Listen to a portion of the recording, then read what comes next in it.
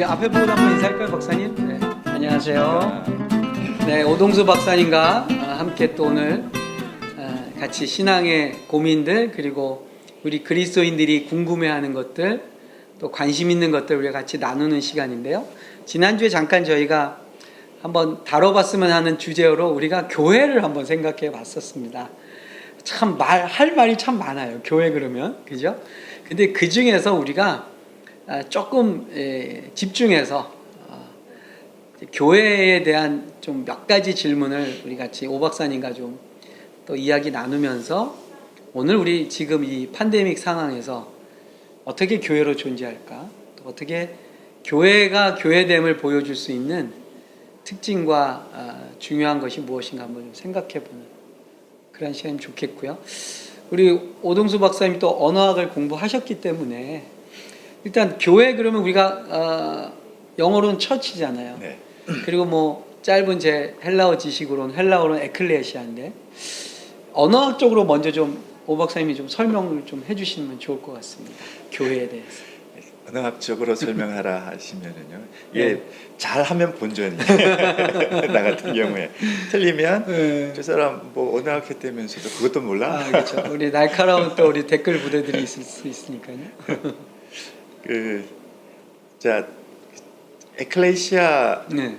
신약에서 교회를 가리킬 때 에클레시아라는 그렇죠. 말을 쓰고 지금 우리는 영어로 처치고 쓰잖아요. 서로 좀 다른 어원이죠. 어원은. 네, 다른 것 네. 같아요. 에클레시아는 헬라 말, 헬라 말이죠. 에크 그대로. 갈레오. 에크는 불러내었다. 바깥으로. 네, 깔레오는 부르다. 부르다. 콜링. 그래서 부름을 받은 사람들의 모임, 부름 받은 자들의 모임. 모임이라는 의미가 있고, 네. 철치는 사실 철치도 헬라 말에서 오는 표현입니다. 아 그래요? 예, 독일어 키르케. 키르케, 라틴말 치리체. 라틴어에서 치리체가 예. 영어와 독일어. 이렇게 그리고 중세 영어로 오면 네. 계속 키리케 뭐 이런 식으로 오다가 이제 철치가 되는데 이 말은 키리아콘이라는 말이잖아요. 키리아콘. 키리아콘. 원래 예. 그 풀프레임은 키리아콘 도마예요. 키리아콘. 키리아콘 주님의 도마 집. 집. 라는 말이에요. 요거는 이제 우리 신약 성경에는 안 나오죠. 요 말은 후기 헬라 말에서 그러니까 우리 성경이 기록되고 난 이후에 이제 그 헬라 말에서 나오는데 여기서 나온 말이 철치입니다. 그러니까 철치라는 말은 주님의 집, 주님의 집. 건물을 장소를 가리키는 말입니다. 그러네요. 그럼 이게 요걸 근데 요걸 좀 오해하시면 안 되고 네. 이제 좀 이렇게 너그럽게 들으셔야 되는데 요게 헬라 사람들 그리고 서구 사람들한테는 쉽게 이해가 돼요. 왜냐 그러면 신전이기 때문에. 템플? 템플. 그 성전 혹은 신전은 사실 같은 개념인데 네네. 헬라나 로마 사람들에게 있어서 신전은요 제사 드리는 곳이 아닙니다. 그러니까 종교 행위 예배를 드리는 곳이 아니에요. 예배의 장소로서의 아니에요. 성전이 아니고. 예배는 바깥에서 드려요. 왜냐 그러면 제물을 바치고 해야 되기 때문에 그렇죠. 바깥에서 드리고 그 신전이라고 하는 곳은 그 신의 집이에요. 신이 살고 있는 집 혹은 신이 머무는 곳, 내려와서 머무는 곳, 임재하는 곳. 그런 의미에서 키리아콘 도마 하면 주님의 집이라는 주님의 집. 맥락이 연결이 되죠. 그러니까 철치는 그런 그 문화적 배경 속에서 이해되어야지 맞는 거. 그러니까 예배드리는 장소, 물론 예배드리는 장소인데 지금 우리에게 있어서는 이런 배경에서 보면 네. 신의 집이라는 데서 이제 출발한다 이렇게 보시면 돼요. 그러면 이제 그 장소가 가지고 어떤 신성함이라든지 장소에 대한 거룩함의 개념도 있겠지만 네. 사실은 그곳에 어떻게 보면 이제 하나님의 영이 임재하신다라는 것이 더 주안점이겠네요. 그렇죠. 그건 이제 우리 후대 교회에서 그렇게 해석이 되겠죠. 그러면 사실은 에클레시아의 어원을 저도 예전에 학교에서 배울 때는 출애굽기에서부터 또 그걸 이렇게 찾아내고 그러지 않았어요? 예. 그렇죠. 저도 네 기억이 나는데. 그러니까 애굽에서부터 탈출돼서 하나님이 불러내신 공동체. 예. 그것이 바로 이제 어떻게 보면 교회의 또 기원으로 예. 해석하는 경우도 같고. 그 지금 철치는 기리아콘 도마 이야기를 했고 그 이전에 헬라 사람들 문화 속에서 신전 이런 맥락 속에서 이해가 된다면 그래서 이 건물이라는 거죠. 예. 신과 연관된 관련되어 있는 건물이라는 의미가 있다면 에클레시아는 그 출발이 좀 다르다고 해야 될 것 같아요. 지금 목사님 말씀하신 것처럼 이건 건물이 아니라 사람들. 사람들. 어떤 특정한 사람들의 무리를 가리키는 말이니까. 그래서 구약에서 보면 이 하나님의 이 백성들, 이 무리 회중들을 가리킬 때 쓰는 말이 크게 두 가지가 네, 있어요. 카할이라는 단어. 카할. 네, 카할. 히브리어로. 네. 카할은 그 모임을 이야기합니다. 모임 자체. 모임을 의미를 하는 말인데 에다라는 말이 있어요. 에다는 모여 있는 사람들을 의미하는 거거든요. 그러니까 카할은 어떻게 보면 미팅. 그렇죠. 회의 같은 거. 네. 그런데 에다는 거기에 참여해 있는 사람들. 그 사람들로서의 모임, 무리 이런 말을 의미를 가지고 있는데 요 에다가 에클레시아와 연결이 될 것 같아요. 오케이. 그렇다면 이제 우리가 뭐 많이들 이야기 나오고 또 언급됐지만 건물로서의 교회, 건물로서의 어떤 공간이나 아니면 어떤 구조물로서의 교회의 의미보다는 그 모여 있는 무리들, 우리 신앙의 관점으로 말하면 정말로 예수를 주로 고백하는 성도들의 모임, 그것이 바로 교회라고 볼 수 있는데, 네. 교회됨에 이제 오늘날 우리 성도들이 또 일반적으로 우리가 이해하는 건 이제 우리가 교회로서 모인다는 것이 결국은 무엇으로 증명되느냐, 저 사람들이 교회다라는 것을 우리가 증거하는 방식에 제가 볼 땐 처음으로 떠오르는 게 사실 예배거든요. 네. 예배. 그러면 이제 불려져서 모여있는 이 공동체가 예배를 드린다는 것이 어떻게 그것이 교회로서 증거되고 보여줄 수 있느냐 할 때 결국에는 또 우리는 그냥 지금 익숙한 예배라는 게 특별한 장소에 모여서 거기서 우리가 어떻게 익숙해 있는 어떤 예배의 어떤 순서, 그것을 지키는 것으로 예배를 드리는 거고, 그 예배를 드리는 게 내가 교회의 성도로서의 의무를 다하는 거고, 그것이 나의 신앙의 중요한 어떻게 보면 순간이라고 보는데, 과연 그러면 예배는 그러면 또 어떻게 이해될까? 이 교회와 관련되면 우리가 또 예배 얘기를 안 할 수 없잖아요. 그러면 지금 우리가 드리고 있는 예배는 구약 시대 때 행했던 제사와 같은 것인가? 구약의 제사와 지금의 예배. 저희가 그건 아니라고들 다 배우잖아요. 제사 그렇죠. 연관성은 있어. 그 맥락에서 같은 흐름은 있지만 우리는 그런데 특히 개신교 전통. 예배로서 제사를 드린다라고 하는 개념에서 예배를 드리지는 않잖아요. 네. 제사에는 제물이 들어가야 되는 거죠. 그런데 사실 이 문제는 조금 민감하고 좀 복잡한, 이제 서로 뭐 의견이 다를 수 있으니까, 신학적 견해가 다를 수 있어서 잘못하면 이게 이제 문제가 생길 수도 있겠지만, 어쨌거나 구약에서 내려오던 종교적 전통들을 예수님이 새롭게 다시 갱신을 하시고 해석을 하셨는데, 예수님의 언급이 있죠. 복음서에 보면. 네. 그 중에 하나가 요한복음에서 그 사마리아 여자가 우리 어디서 예배드릴까요? 물으니까 예수님이 여기도 저 산도 아니고 저 산도 아니고, 저 산이라는 것은 사마리아고 세겜산 역사가 있죠. 거기다가 예수님 오시기 한 200 몇십 년 전에 그 산발랏이라는 사람과 므낫세라는 제사장이 합작을 해가지고 성전을 짓고 여기가 진짜 예루살렘이다. 그랬던 역사가 있단 말이에요. 북이스라엘의 정통성을 주장하려고.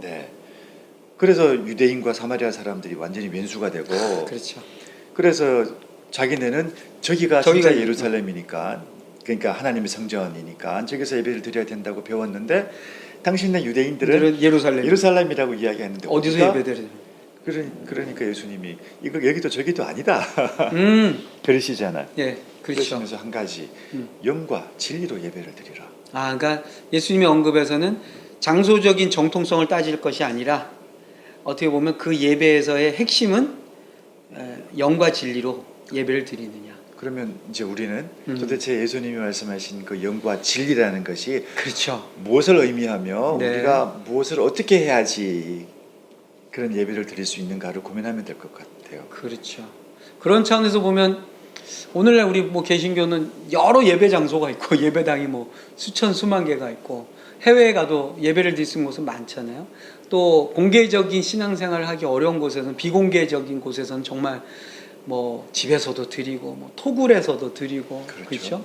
그러니까 장소적인 개념은 극복이 되는데 일단 그건 아니다. 그런데 이제 방금 말씀하신 영과 진리로 예배드린다는 것은 결국 어떤 의미가 있을까 하는 것이죠. 그게 어떤 정성의 의미냐, 아니면 또 다른 어떤 중요한 예배의 핵심적인 요소를 주님께서 말씀하시는 건가 하는 것입니다. 자, 이제 여기서부터는 일단 저희가 성경을 해석하고 이해하는 데서 나오는 생각들이니까 네. 누구도 한 가지 생각만 고집할 수는 없을 것 같고요. 그런 측면에서 저도 제 생각, 제 이해를 말씀을 드리는 건데 네. 영은 하나님이시겠죠. 하나님은 영이시라. 그런데 그 하나님이 사람을 지을 때 자신의 숨결로 우리를 생명이 되게 하셨으니 그렇죠. 우리가 그 하나님의 것을 또 일부 갖고 있는 거잖아요. 네, 네. 그러니까 이제 첫 번째 영이라는 말은 하나님의 임재, 하나님과 함께 하고 있다라는 그 성령의 임재. 성령의 임재를 우리가 깨닫고 또 경험하고 또 그 사실을 확인하는 성령의 임재와 성령님의 교통하심이 교통하심이 경험되는 우리 예배인가? 가운데 우리 가운데. 있도록 하는 시간 혹은 사건이어야 될 것이고 네. 진리는 네. 이제 알레테이아라는 네. 말씀이요. 하나님의 뜻이겠죠. 하나님의 뜻을 우리가 바르게 깨닫고 이해하고 그 하나님의 뜻을 따라 살고 실천하는 우리의 삶이겠죠. 저는 그렇게 해석했으면 좋겠습니다. 그러면 그 성령님의 두 가지가 이루어지는 그 두 가지가 반드시 있는. 네. 어떻게 보면 그런 의미에서 보면 이제 바울이 개척한 교회들에 보면 구체적인 예배 형식이나 이런 걸 가르쳐 주지는 않는 것 같아요. 네. 순서도 없고. 예. 예. 그런데 큰 원칙으로 보면 결국 영과 진리로 드리는 공동체로 모여지고 있느냐. 그것이 교회가 갖고 있는 중요한 또 예배 형식이고 또 교회됨의 어떻게 보면 표지라고 볼 수 있는데 그런 의미에서 보면 이제 좀 시간적으로 훅 건너뛰어서 종교개혁자들이나 또는 우리 개신교 전통에 있으니까요. 우리 개신교인들에게 있어서 교회로 우리가 존재한다 할 때에 우리의 예배가 지금 우리가 그동안 해오던 어떤 이 익숙한 순서 또 예전 이것에 대해서 조금 다른 방법이나 다른 것들도 큰 원칙 아래서는 허용될 수 있는 것들이 있지 않을까 하는 거예요. 전 여기서 전통에 대해서 우리가 좀 새롭게 네. 이해를 해야 되지 않을까 싶습니다. 전통 혹은 뭐 관습 이런 말들이요. 그 성경하고는 또 상관이 없지만 그 아리스토텔레스가 썼다는 니코마코스의 윤리학 예. 거기 보면 관습 전통에 대한 비판이라기보다는 좀 새로운 시각에서 그거 봐야 된다. 니네가 윤리적으로 살려면 진정한 행복, 참된 가치를 가지고 살려면 그거 생각해 봐야 된다라고 계속 이야기를 하거든요. 우리는 종교적인 이유로 그 전통 또 우리에게 내려온 이 관습들을 사실은 맹목적으로 따라가는 경향이 있지 않은가. 그렇죠. 익숙하니까요. 네. 단순히 익숙해서만 그럴까요? 익숙하기도 하지만 이게 결국은 도그마가 되는 거라 하나의 교리나 우리가 율법처럼 지켜지게 되는 거죠. 세월이 지나다 보면 결국은 그 율법, 그 전통을 전통으로 여기지 않고 진리로 여긴단 말이에요. 전통과 진리가 예. 치환되는 상황이 오는 거죠. 예. 깊이 들여다 보면 진리가 아닌데도 불구하고 하나님의 뜻 자체가 분명히 무관하다고 할 수는 없겠지만 아닌데도 불구하고 우리가 따라가는 경향이 있잖아요. 근데 이제 변화돼야 할 시기, 바로 지금 이 시기에 이르면 충돌이 생기는데 여기서 주객이 전도되는 경향이 있는 것 같아요. 전통은 지키고 하나님의 뜻은 버리고. 그렇지, 맞아요. 그런데 이걸 가장 신랄하게 비판하고 꾸짖었던 분이 예수님이시라고. 맞아요. 회당에 들어가셔서 그렇죠. 안식일 날 해서는 안 되는 일들을 하신다고요. 그러면서 예수님 지적하시는 것이 과연 무엇이 하나님의 뜻인가? 니네가 지켜왔던 그 율법적 전통과 하나님의 뜻이 지금 충돌이 생겼는데 무엇이 옳은가라고 반문하시는 그렇죠. 사건들이잖아요. 그게 우리의 문제 중 하나가 아닐까. 말씀을 듣다 보니까 이제 저도 그런 생각이 들어요. 뭐냐면 전통이라는 것이 한편으로는 우리한테 익숙해져 있는 거고 그 익숙해진 것에 대해서 의문을 던지면 이 익숙한 것을 진리로 우리가 붙잡으면서 그 도전이나 그 질문을 오히려 밀어내는 네. 그러면서 이게 도그마화 돼버리잖아요. 네, 네. 근데 사실은 그게 예수님이 어떻게 보면 그걸 깨트리는 모범을 보여주십니다. 안식일에 대한 논쟁이나 그 수가성 여인과의 대화도 보면 이 산이냐 저 산이냐라는 그 형식이 아니라 근데 그것이 그냥 무조건적인 어떻게 보면 그냥 시대가 변해서 바꿔야 된다는 의미가 아니라 이 시대가 변하면서 다시 본질을 붙잡는 어떤 그렇죠. 것. 네. 네, 그러니까 원래 이 예배의 본질, 교회됨의 본질을 찾자라고 한다 보면 본질이 더 분명하게 드러날 수 있는 새로운 옷이나 새로운 어떠한 형식을 얼마든지 만들어낼 수 있지 않을까. 그게 단순히 뭐 옷을 바꿔 입거나 시류에 편승하는 의미가 아니라 본질을 재발견하는 차원에서의 새로운 어떤 교회 또 새로운 예배에 좀 다양한 실험들도 좀 필요하겠다는 그런 생각도 좀 들게 됐어요. 이걸 두려워하거나 거부하기보다는 네. 이 지금 이 시대 우리에게 주어진 소명이다. 그렇죠. 하나님께서 허락하신 새롭게 부여하신 임무다. 이렇게 좀 생각을 하고 네. 좀 다른 시각에서 좀 봤으면 좋겠어요. 네, 네. 이제 뭐 우리가 교회 이야기하면서 예배 얘기를 좀 했었는데요. 좀 마무리하면서 정리하면서 이제 한국 교회 지금 우리 한국 교회 상황이 참 뭐 안팎으로 어려운 상황에 직면해 있거든요. 이제 오 박사님 보실 때에 우리 한국 교회가 이런 지금 팬데믹 상황에서 우리가 익숙하고 늘상 자연스럽게 해오던 모든 종교적인 어떤 신앙적인 활동들이나 또 주일 예배나 우리의 예배와 신앙의 형태들이 다 스톱되거나 바꿔야 되는 상황이 왔잖아요. 이런 쪽에서 우리가 지금 얘기한 걸로 보면 놓치지 말고 붙잡아야 될 본질은 뭘까 하는 그런 좀 질문을 한번 제가 던지고 싶습니다. 오 박사님의 관점으로 그냥 한국 교회가 지금 다시 이 상황에서 좀 회복했으면 좋겠다는 어떤 사실 교회됨의 저희도 본질? 6월 말부터 지금까지 예. 대면 예배를 못 드리고 있거든요. 그렇죠. 저희는 네. 저희는 교회 안에 한 부서로 외국인들이 모이는 공동체라서 몇 번 시도했는데 교회에서 이제 회집을 허락을 안 했어요. 그래서 계속 그러다가 저희가 결국 그 화상 예배로 해서 지금 이제 주일마다 모여서 서로 스크린 통해 가지고 얼굴 보면서 같이 예배를 드리고 있습니다.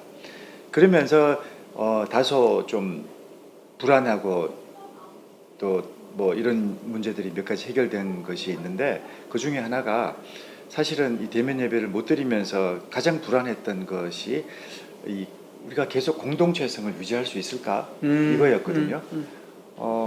평일날 개인적으로 이렇게 만나기도 하지만 이것 가지고 공동체를 계속 유지하기는 사실 힘들었어요.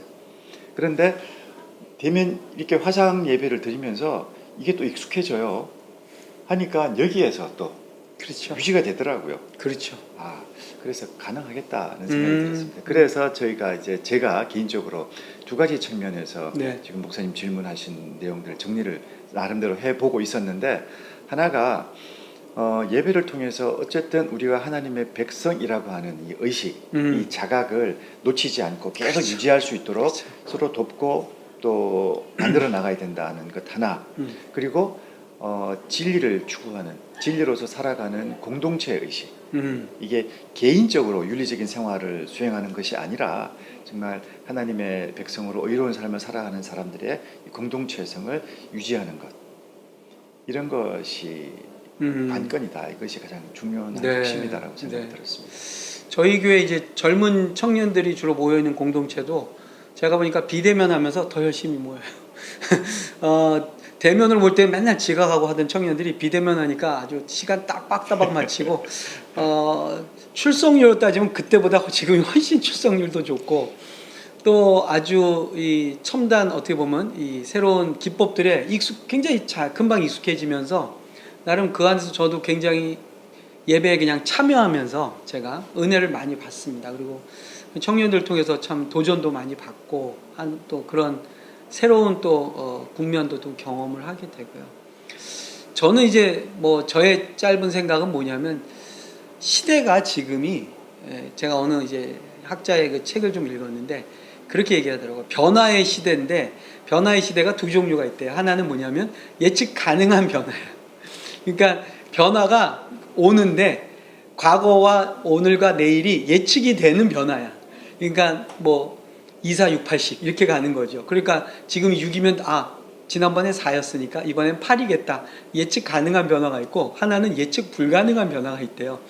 그러니까 막 우당탕 계속 변화되는 건데 지금 시대가 예측 불가능한 변화라서 과거에 익숙했던 기술이나 과거에 예측 가능했던 방식으로는 안 된다는 거예요. 그러면서 그럼 어떻게 하냐? 리더들은 어떻게 해야 되냐? 그랬더니 그분의 책의 내용은 뭐냐면 상상력과 창조력을 발휘하는 수밖에 없다. 그래서 제가 그걸 오늘 우리 시대에 좀 그냥 저 혼자 적용하면서 예측할 수 없는 지금 변화 속에 있기 때문에 우리가 이렇게 해야 된다라고 말했던 것들을 다 한번 내려놓고 이렇게도 해볼 수 있을까 하는 것들을 한번 도전해보고 시도해보면 좋겠다. 그게 또 우리 개신교에서는 또 그러한 가능성이 열려 있으니까요. 다양한 적용과 성교학에서 말하면 또 상황화를 해볼 수 있으니까. 그게 우리의 본질인데 사실은 그죠? 그렇죠. 가장 큰 특징인데. 맞습니다. 이 종교개혁도 사실은 그 어마어마한 변화, 그 인쇄술의 개발과 더불어서 모든 성도에게 말씀을 읽게 할 수 있는 그 변화 속에서 개신교가 또 꽃을 피웠는데요. 그러면서 우리가 불리한 것만 보지 말고 이 변화에 또 하나님이 우리에게 주시는 새로운 어떤 예배, 새로운 교회의 모습을 한번 찾아가는 것도 유익하겠다는 생각을 좀 가져봤습니다. 오늘은 뭐 이 정도로 교회 그리고 예배에 대해서 좀 이야기해봤고요. 오 박사님 혹시 뭐 다음번 주제 생각해보신 거 있으세요? 교회 이야기 했으니까 좀 민감한 문제이긴 한데 다음에 예배와 헌금 한번 이야기를 해보죠. 네, 헌금. 네, 도대체 오 박사님 우리를 어디로 끌고 가시려고? 네, 그냥 우리가 이런 얘기를 해야죠. 네, 그리고 차라리 책상 위에 올려놓고 솔직하게 그리고 또 치열하게 한번 이야기를 하고 토론해보는 것도 좋을 것 같습니다. 지금 모일 수 있으면 같이 모여서 이런 이야기하면 정말 좋겠죠. 그죠? 우리 또 이런 상황이니까요. 여러분들 영상 보시고 밑에 질문도 해주시고. 여러분 댓글로도 참여해 주시고요. 그러시면 좋을 것 같습니다. 오늘은 그러면 여기까지 하도록 하겠습니다. 감사합니다.